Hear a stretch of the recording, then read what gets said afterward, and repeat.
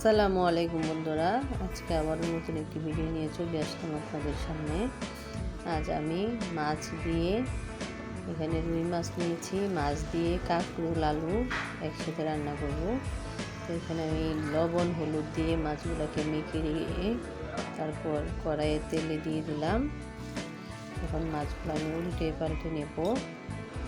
আজকে হঠাৎ এই সবজি দিয়ে ইচ্ছে করতেছে যে রান্না করি, কখনো আমি কাঁকরোল দিয়ে মাছ রান্না করি নাই। তো আজকে আমি কাঁকরোল আলু দিয়ে মাছ রান্না করব, তাই আমি মাছগুলোকে হালকা একটু ভেজে নিলাম। এখন আমি কড়াই থেকে মাছগুলো উঠিয়ে নেব। দেখি আজকে এভাবে রান্না করে কেমন স্বাদ হয়। তো এখানে আমি কাঁকরোল আর আলু কড়াইয়ে ভেজে নেব।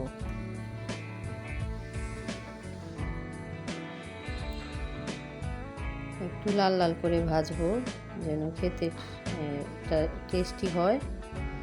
তো এখানে আমার কাঁকরোল আলু ভাজা হয়ে গেছে। এখন আমি কড়াইয়ে সামান্য তেল দিয়ে দেবো গোটা গোটা জিরা, আস্ত জিরা দিব আর আস্ত কালো জিরা দিব। আজকে আমি কালো জিরা আর জিরার দিয়ে খাবো, ফোড়ন দিয়ে। তো এখানে আমি একটা পেঁয়াজ কুচি করে দিয়ে দিলাম, সামান্য পানি দিয়ে দিলাম 1 চামচ মরিচ গুঁড়া, আধা চামচ হলুদ গুঁড়া আর পরিমাণ মতো লবণ।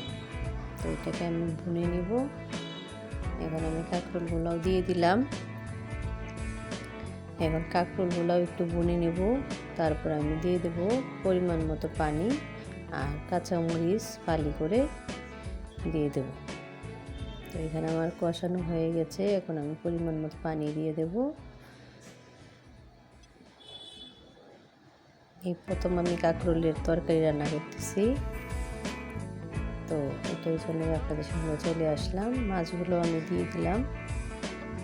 দেখেন আমার কাঁকরোলের তরকারি প্রায় শেষের দিকে হয়ে গেছে। এখন আমি এটা নামিয়ে নেব।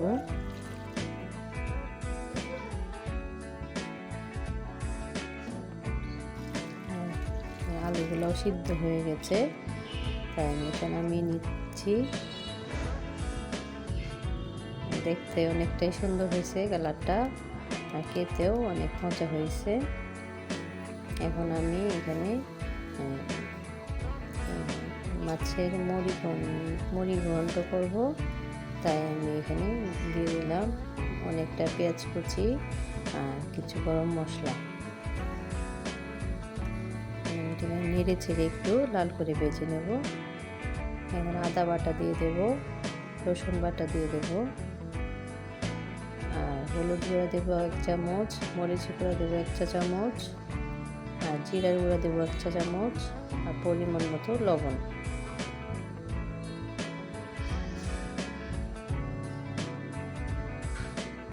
এখানে আমি এটাকে ভালো করে ভুনে নেব।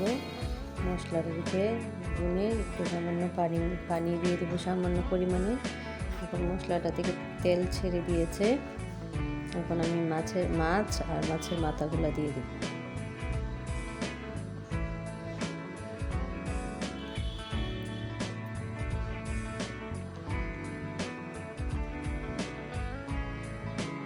রান্না বান্না আসলে একটা ঝামেলার জিনিস, তারপরেও করতে হয়, খেতে হয়। রান্নাঘরে আসলে পরে রান্না করতে ভালোই লাগে। যখন বের হই তখন বুঝি যে গরমটা অনেক বেশি, রান্নাঘরে থাকতেও কষ্ট হয়। তো এখানে আমার মাছের মাথাটা প্রায় হয়ে আসছে।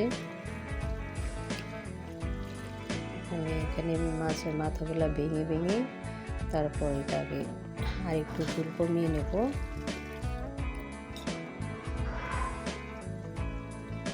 এভাবে মুড়ি ঘন্ট করলে আসলে খেতে অনেক স্বাদ হয়। এখন কাঁচামরিচ ফালি করে দিয়ে দেব আর লেবু পাতা দিয়ে দেবো ফ্লেভারের জন্য। লেবু পাতার ফ্লেভারটা অনেকটা ভালো লাগে। তো আমার রান্নাটা ভালো লাগলে অবশ্যই লাইক করবেন এবং কমেন্ট করে জানাবেন আপনারা কে কোথা থেকে দেখতেছেন। চ্যানেলটা সাবস্ক্রাইব করবেন। আল্লাহ হাফেজ।